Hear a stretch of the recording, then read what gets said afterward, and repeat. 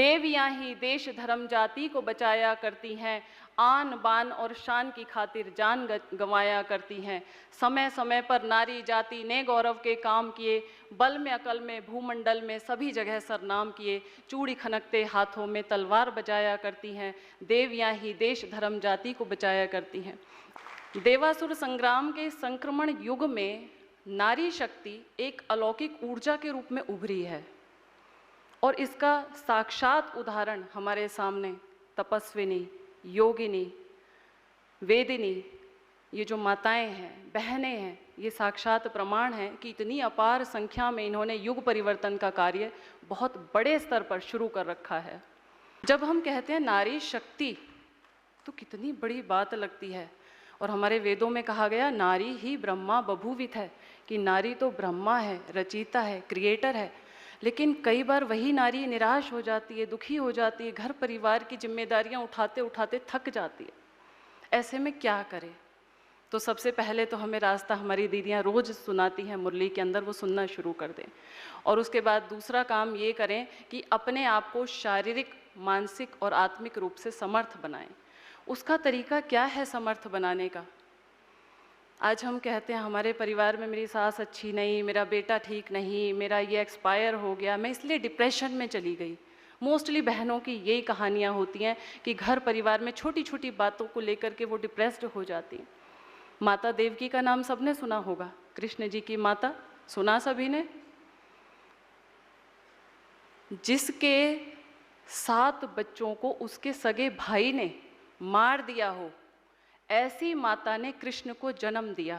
क्या दुखों की पराकाष्ठा रही होगी, आप समझ नहीं सकते, आप अनुमान नहीं लगा सकते। माता कौशल्या, जिसके बेटे को वन में भटकने के लिए छोड़ दिया गया हो। ऐसे एक नहीं हजारों उदाहरण भरे पड़े हैं। हम सोचें हमारे जीवन में कष्ट आ रहा है, हमने क्या बुरे कर्म किए? कष्ट आना तो अवश्यंभावी है।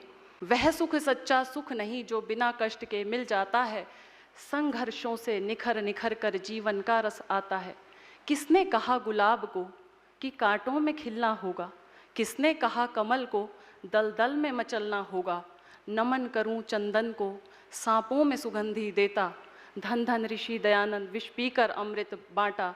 जग का उद्धार करो बेटा, माँ कौशल्या ही कह सकती है, और कंस का वंश मिटाने को देव की जेल यातना सहती है। बेटे को पीठ पे बांध लक्ष्मी रण के बीच मचलती है, और 17 बार जहर पीकर ऋषि दयानंद की जान मचलती है।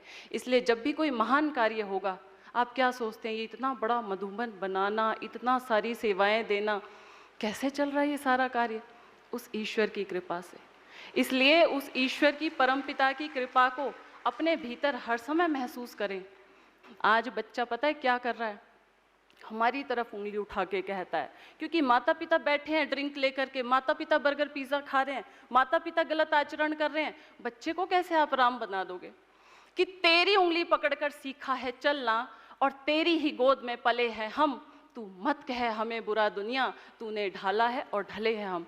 तो ढालने वाले हम हैं। जितनी माताएं हैं, जितने पिता आज यहाँ पे आए हैं, ये इस बात को ग्रहण करके जाएं कि हमारा आचरण ही बच्चों का आचरण होगा। मैं हर यहाँ पे बैठी हुई माता को कहती हूँ कि अपने बच्चों को शादी से पहले या शादी के बाद में 7 दिन का कोर्स जरूर करवाएं।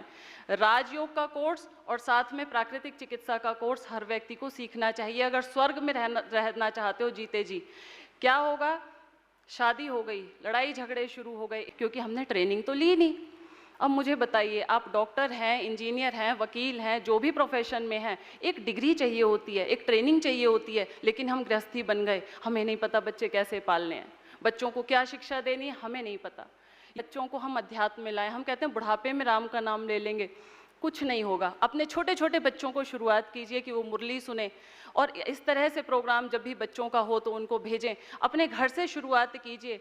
हम चाहते हैं कि भगत सिंह तो पैदा हो, लेकिन कहाँ? पड़ोस के घर में। हम अपने बच्चों को बनाएं, ये बहुत बड़ी जिम्मेदारी है गृहस्थियों की। आज वो बच्चा जिसके बारे में हम हर समय शिकायत करते हैं, बच्चे कहना नहीं मानते जी, घिया तोरी की सब्जी खाते नहीं है जी, हम तो चल रहे हैं योग में, लेकिन बच्चे फॉलो नहीं करते। आप खुद करना शुरू कीजिए, बच्चे अपने आप फॉलो करेंगे। अब भाषणबाजी नहीं चलेगी, आपका जीवन स्वयं कहेगा। मंच से क्रांति की घोषणाएं हुई, शब्द से शांति की व्यंजनाएं हुई। क्रांति आई नहीं, शांति ठहरी नहीं, मंदिरों में बहुत प्रार्थनाएं हुई। जिंदगी से जगे क्रांति चिंगारियां, आत्मा से खिले शांति फुलवारियां। पूर्वजों के चरित की दुहाई न दो, प्रज्वलित स्वर्ण पहचान देते चलो, कर्म में धर्म का ध्यान देते चलो। मुझे यहाँ निमंत्रित करने के लिए और इतने अच्छे स्वर्ग, मैं तो रोज़ अपने व्हाट्सएप पे सभी को लिख रही हूँ कि मैं स्वर्ग में हूँ आजकल, मुझे डिस्टर्ब ना किया जाए। वास्तव में बहुत अच्छा यहाँ का माहौल है, बहुत सुंदर यहाँ दीदियों की सेवाएं हैं, देख के मन गदगद हो जाता है, प्रसन्न हो जाता है। तो मैं हर साल आने की कोशिश करती हूँ कि कम से कम महिला विंग के प्रोग्राम में हर साल मैं यहाँ पे आऊँ। दीदी का, भाई लोगों का, सभी का बहुत बहुत धन्यवाद।